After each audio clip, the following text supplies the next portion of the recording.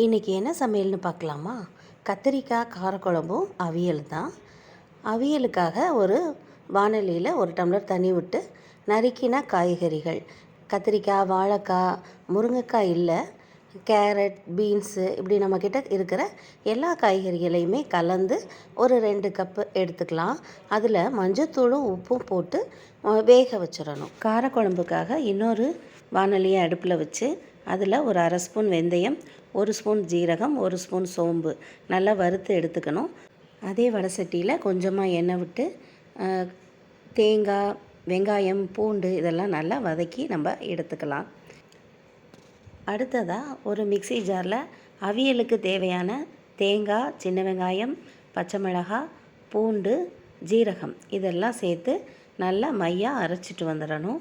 அரைச்ச கலவையை நம்ம அவியலில் சேர்த்துடலாம். மிக்ஸி கழுவின தண்ணியுமே அதில் நம்ம சேர்த்துக்கலாம். அப்போ தான் அந்த ஜீரகம், அந்த பச்சை மிளகாவோட வாசம் எல்லாம் காய்க்குள்ளே நல்லா இறங்கும். பாதி வெந்த காயில் தான் தேங்காய் போட்டிருக்கோம் இல்லையா, இன்னும் கொஞ்சம் காய் வேகிற வரைக்கும் நம்ம அடுப்பில் வச்சிடலாம். தண்ணி நல்லா வற்றி காயெல்லாம் வெந்த உடனே தேங்காய் எண்ணெயில் அதுக்கு ஒரு தாளிப்பு நம்ம கொடுக்கணும். இந்த பக்கம் குழம்புக்கு நம்ம அடுப்பில் வச்சுருந்த வெங்காயம், தேங்காய், பூண்டு இதெல்லாம் நல்லா வதங்கிருச்சு.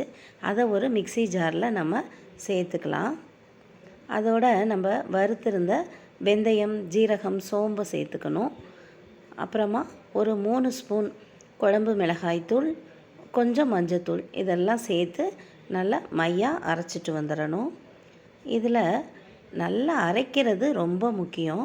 இதுலேயே சில பேர் உப்பு போட்டும் அரைச்சி எடுத்துகிட்டு வந்துடுவாங்க. அதுக்கப்புறமா அதே வாணலியில் கொஞ்சம் எண்ணெய் சேர்த்து நறுக்கி வச்சுருக்கிற கத்திரிக்காவை போட்டு நல்லா வதக்கணும்.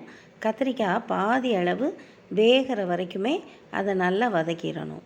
காய் நல்லா வதங்கின பிறகு நம்ம அரைச்சி வச்சுருக்கிற குழம்பு மசாலாவை அதில் கலந்துக்கலாம். கலந்துட்டு கொஞ்சம் தண்ணியும் சேர்த்துட்டு ஒரு கொதி வர விடலாம். ஒரு கொதி வந்த பிறகு புளி தண்ணியை அதில் சேர்த்துட்டு மூடி வச்சு நல்லா பச்சை வாசம் போகிற அளவுக்கு கொதிக்க விடணும். தேவையான அளவு உப்பையும் இந்த நேரத்தில் நம்ம சேர்த்துக்கலாம். நல்லா கொதிக்க விடணும். இதுக்கிடையில் அவியல் என்னாச்சுன்னு பார்க்கலாமா? அவியல் நல்லா வெந்துருச்சு. இதுக்கு தாளிப்பு கொடுக்கறதுக்காக தாளிப்பு கரண்டியை அடுப்பில் வச்சுட்டு தேங்காய் எண்ணெயை அதில் நிறைய ஊற்றிக்கணும்.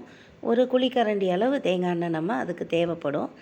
அதில் கடுகு, உளுத்தம்பருப்பு, கருவேப்பிலை, பெருங்காயம் எல்லாம் சேர்த்து அவியலுக்கு தாளித்து கொட்டிடலாம்.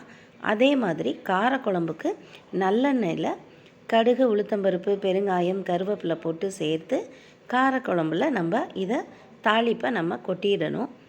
நல்ல குழம்பு கொதித்து நமக்கு தேவையான அளவு நல்லா வற்றி வரணும். எண்ணெய் பிரிஞ்சு வரும்போது குழம்பை அடுப்பை விட்டு நம்ம இறக்கிடலாம். இப்போது காரக்குழம்பும் ரெடி, அவியலும் ரெடி.